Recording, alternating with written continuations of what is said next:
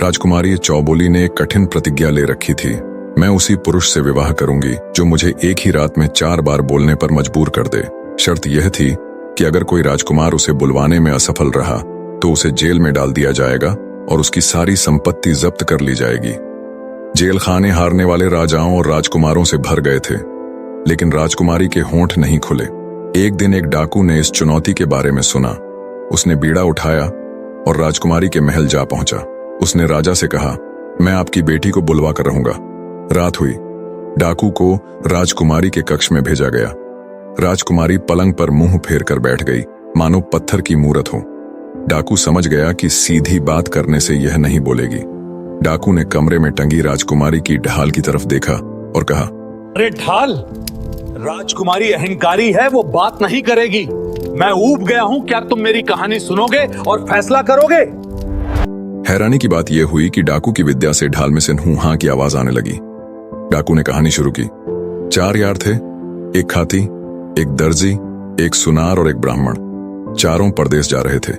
रात को जंगल में रुके और बारी बारी पहरा देने लगे। बढ़ई ने समय काटने के लिए एक लकड़ी का लठ लिया और उससे एक बेहद सुंदर स्त्री की मूरत बना दी। दर्जी उठा, उसने मूरत देखी तो उस पर सुंदर कपड़े सिलकर पहना दिए। सुनार उठा, उसने मूरत को सोने के गहनों से सजा दिया।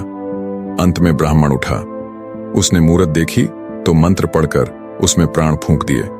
वह मूरत एक जीवित सुंदर स्त्री बन गई।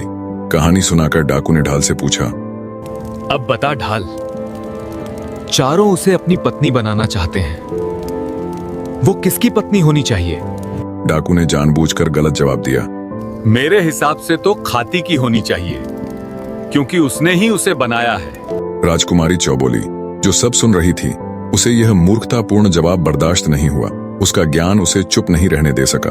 वह तपाक से बोल पड़ी, अरे मूर्ख, खाती ने उसे गढ़ा है तो वो पिता हुआ, ब्राह्मण ने प्राण दिए तो वो भगवान हुआ, दर्जी ने कपड़े पहनाए वो मामा हुआ, असली पति तो वो सुनार है जिसने उसे गहने और सुहाग का सामान दिया।